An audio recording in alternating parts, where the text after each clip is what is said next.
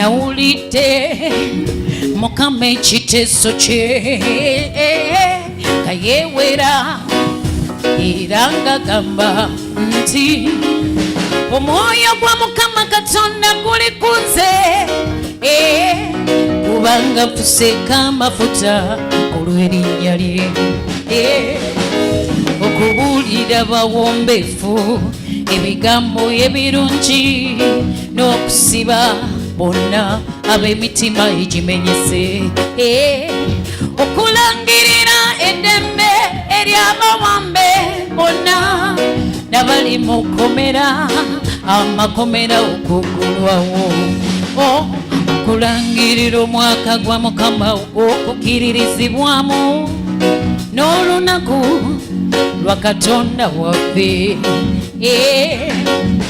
okuwalana eggwanga yalayidde kagenda kusanyusa bonna abanakuwadde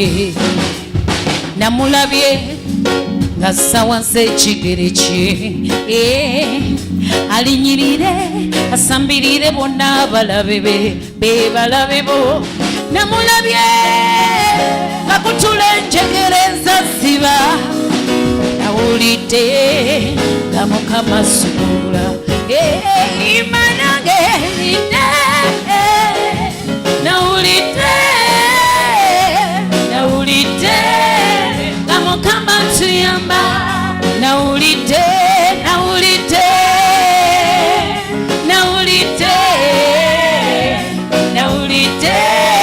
nga Mukama asumulula nawulidde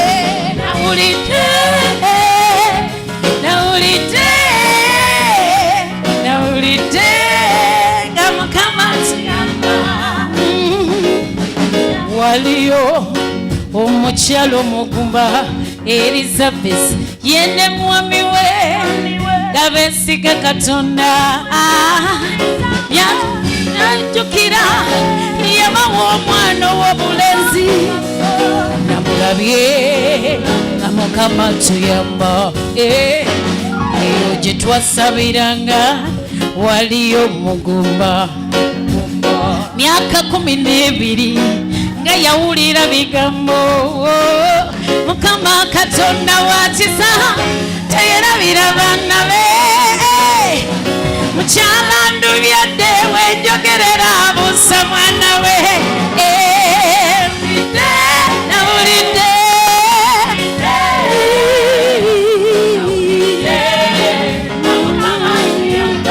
omugumba salabana namwamanyi Katonda mulamu jali wali Mukama woli yimusa emikono gy'omuwubirako ye Katonda w'amazima yenyimba by'amazima yimusa emikono gy'omuwubirako omukyala ndubyadde wuno wana wiba okusabuusa mwana we nali nyimbanga bwennyimba bwe nti omwoyo nanzikako mu kibiina nali siina nfaanana nempulira eddoboozi ery'amaanyi neliŋambagamba mukyala ndubyadde buli bwe bwe buti ng'azadde omwana abagalwa tewali yakyogerako naye njagala okwebaza Mukama wayitawo omwaka mukyala ndubyadde nafuna abaana nawulidde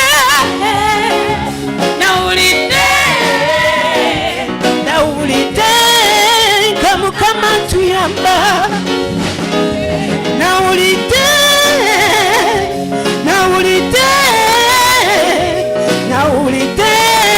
nga Mukama asumulula nawulidde yimba nange mpulire nawulidde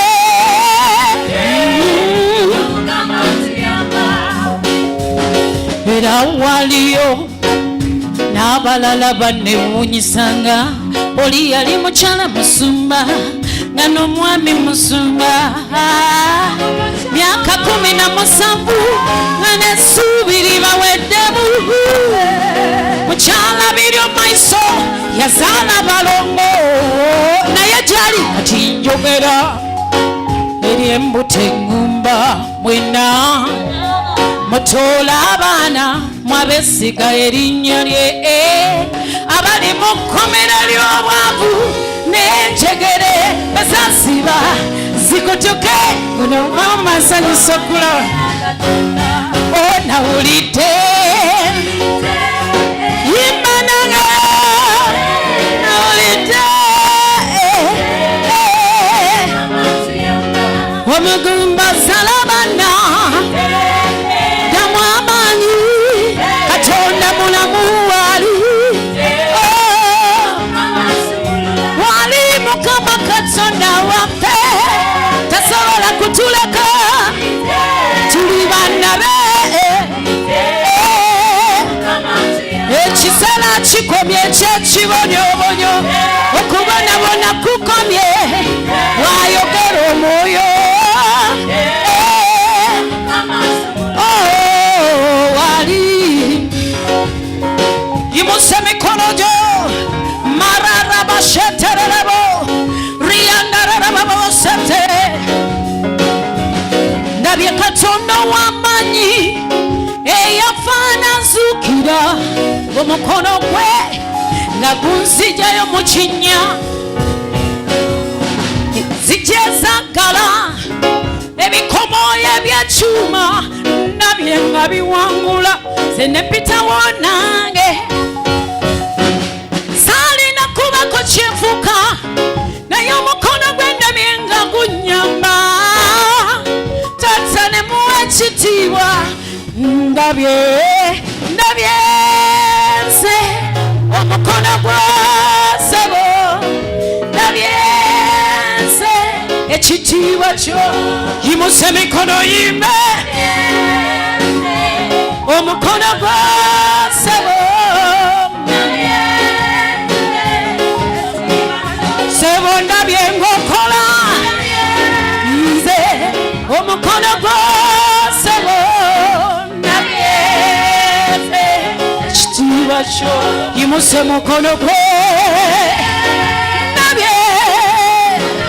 ndabye omukono gwe nze ekitiibwa kyo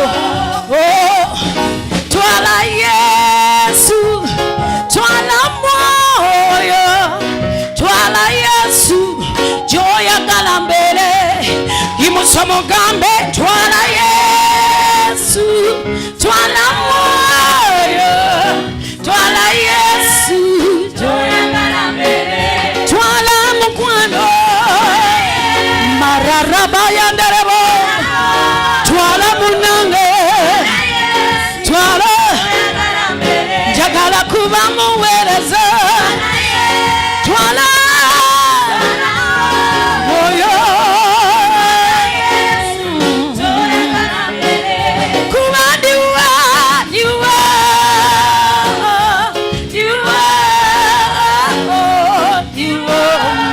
twala ndiwa basi sijue ndiwa twala gyoyagala mbere kimbe ndiwa mukama ndiwa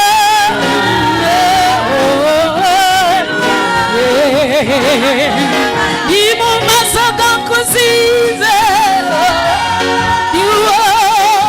ararana nenderebo shata yange njagala kuba mukwano gwe ndiwo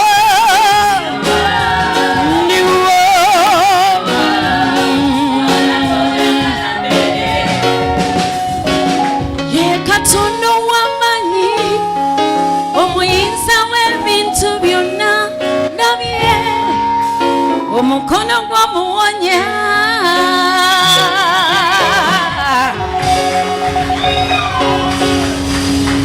Hallelujah.